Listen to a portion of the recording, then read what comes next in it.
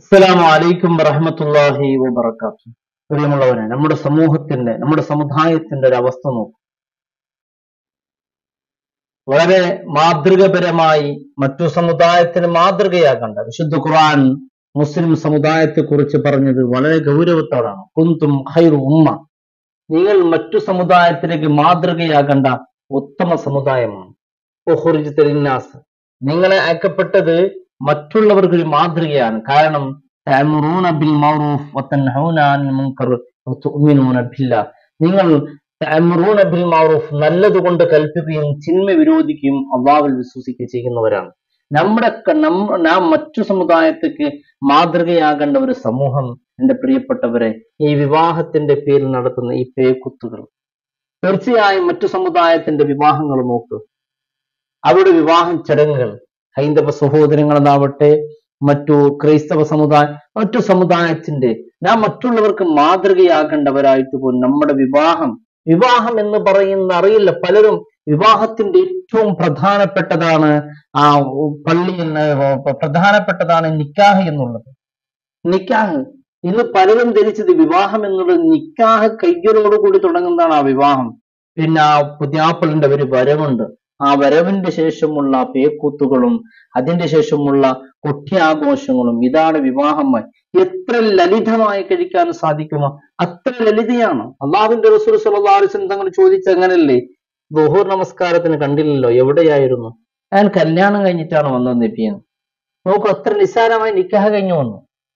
നമ്മുടെ വിവാഹ ചടങ്ങുകളോ നോക്ക്. ഈ ഒരു വിവാഹം, കേരളത്തിൽ നടന്ന ഒരു വിവാഹം, പുതിയാപ്പിളെ ഒട്ടകപ്പുറത്ത് കൊണ്ടുപോയി അവിടുത്തെ ആ പെണ്ണിന്റെ പാർട്ടിക്കാരുണ്ടല്ലോ, അവർക്ക് ബിഗ് സല്യൂട്ട്. കാരണം അവനെ തിരസ്കരിക്കുകയാണ് ചെയ്തത്. അവന്റെ ഈ പേക്കൂത്തിന് അവർ ഇഷ്ടപ്പെട്ടില്ല. നമ്മുടെ സമൂഹത്തിന്റെ റോഡ് ബ്ലോക്ക് ചെയ്ത് പിന്നെ പോലീസുകാർ വന്ന് കൈകാര്യം ചെയ്യുന്ന ഒരു നാണം കെട്ട ഒരു അവസ്ഥയിലേക്ക് നമ്മുടെ സമൂഹം, നമ്മുടെ നാട് ഒക്കെ മാറിയിരിക്കുകയാണ്. ഇതിനെതിരെ കൃത്യമായി നമ്മുടെ ജമാഅത്ത് കമ്മിറ്റിക്കാരൊക്കെ കൃത്യമായി ഇടപെടണം. പള്ളിയുടെ ഉസ്താദന്മാർ പ്രഭാഷണത്തിൽ ഇത് പറയുമ്പോഴൊക്കെ, എന്റെ പ്രിയപ്പെട്ടവരെ, അത് ഗൗരവത്തിൽ കണക്കിലെടുക്കണം. കാരണം അങ്ങനെ പ്രസംഗിക്കുമ്പോൾ തന്നെ തോന്നാൻ തുടങ്ങി, അവിടെ സഫിലിരിക്കുന്ന പലർക്കും എന്നെ കുറിച്ചാണോ ഉസ്താദ് പറയുന്നത്, മറ്റൊരാൾക്ക് എന്നെ കുറിച്ചാണോ, എന്റെ മകന്റെ കല്യാണത്തെ കുറിച്ചാണോ, എന്റെ മകളുടെ കല്യാണത്തെ കുറിച്ചാണോ, ഇങ്ങനെയുള്ള പല ചിന്തകളും. എന്റെ പ്രിയപ്പെട്ടവർ, നമ്മുടെ സമൂഹത്തിൽ ഇത്തരത്തിലുള്ള കാര്യങ്ങൾ നാം വളരെ ഗൗരവത്തിൽ കാണണം. ഒരുപാട് കല്യാണത്തിന് പേര് നടക്കുന്ന അനാചാരങ്ങൾ ഒരുപാട് നടക്കുന്നുണ്ട്, ആരും അറിയാതെ. പലയിടങ്ങളിൽ പള്ളിന്റെ മുമ്പിലായിരിക്കും ചിലപ്പോൾ വീട്, എന്നിട്ടും നടക്കുന്നുണ്ട്.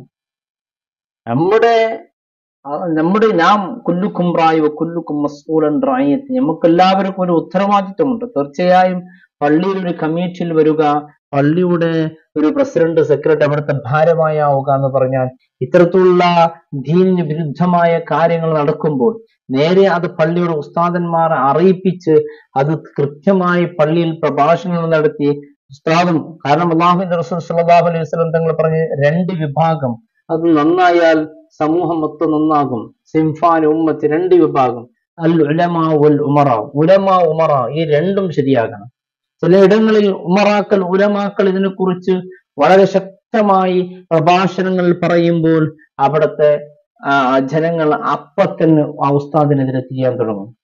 ഉസ്താദന്മാർ വലിയ നല്ല ആളുകളാണോ, ഉസ്താദന്മാർ ചെയ്ത തെറ്റുകൾ എത്രയാണോ, ഉസ്താദന്മാർ അങ്ങനെ ചെയ്തിട്ടില്ല, ഇങ്ങനെ ചെയ്തിട്ടില്ല, പലതും. കാരണം ഉസ്താദന്മാരെ നിശബ്ദരാക്കാൻ വേണ്ടി പലതും ഉപയോഗിക്കും. ഉസ്താദന്മാർ നാം കൃത്യമായി മനസ്സിലാക്കണം. നാം ഒരു പള്ളിയുടെ ആളുകൾ എന്ന് പറയുമ്പോൾ അവരുടെ പള്ളി ആ നാട്ടിലേക്ക് മാത്രം മതി. നമുക്ക് അങ്ങനെയല്ല. നമ്മുടെ ഇൽമ കൊണ്ട് നമുക്ക് എവിടെ പോയും നിൽക്കാൻ പറ്റുമല്ലോ. എവിടെ പോയി നാം പറയേണ്ട കാര്യങ്ങൾ കൃത്യമായി പറയുക. അതിലൊന്നും അല്ലാഹുവിനല്ലാതെ മറ്റൊരാളെ ഭയപ്പെടേണ്ടതില്ല. കൃത്യമായി പറയേണ്ട സ്ഥലത്ത് പറയുമ്പോൾ തന്നെ വിചാരിക്കണം, ഇത് പറഞ്ഞാൽ ഇവിടെ പ്രശ്നമുണ്ടാകും. അപ്പോ പെട്ടെന്ന് പറഞ്ഞ പ്രശ്നമുണ്ടായി വല്ലാത്ത ദുഃഖിതനാകരുത്. ഇതുകൊണ്ട് പ്രശ്നങ്ങൾ ഉണ്ടാകുമെന്ന് കൃത്യമായ ബോധത്തോടു കൂടി തന്നെ കൃത്യമായി പറയാം. കൂടുതൽ നഷ്ടപ്പെടുന്നത് എന്ന് പറയുന്നത് ജോലി നഷ്ടപ്പെടുമെന്നുള്ളതാണ്.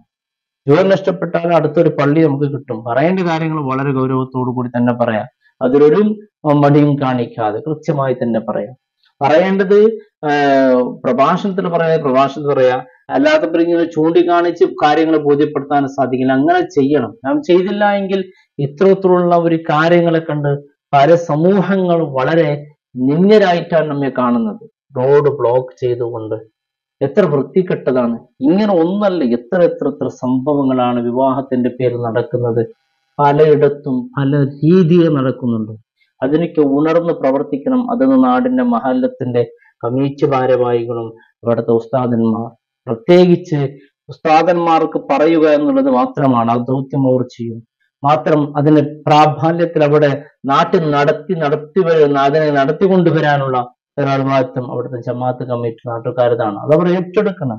ഏറ്റെടുത്ത് അത്തരത്തിലുള്ള വിവാഹത്തിന് ഒരിക്കലും ഒരു സമ്മതപത്രം നമ്മുടെ പള്ളിയിൽ നിന്ന് ഒന്നും കൊടുക്കരുത്. തീർച്ചയായും ഗൗരവത്തിൽ കാണണം. അത്തരത്തിലുള്ള ജമാഅത്തുകളെ പള്ളിയിൽ നിർത്തരുത്. ഒന്നും രണ്ടങ്ങനെ ചെയ്താൽ മതി. പിന്നെ മറ്റുള്ളവർ തനിയെ ശരിയാകും. പലർക്കും ആഗ്രഹമുണ്ട് നന്നാകണമെന്ന്, നല്ല രീതിയിൽ പോകണം. മറ്റുള്ളവർ ഇങ്ങനെ ആഘോഷിച്ച് വിവാഹം കഴിക്കുമ്പോൾ അവൻ കഴിച്ചില്ല, പിന്നെ ഞാൻ എങ്ങനെ കഴിക്കാതിരിക്കണം എന്ന രീതിയിൽ ബുദ്ധിമുട്ട് കഴിക്കുന്നവരൊക്കെ ഉണ്ട്.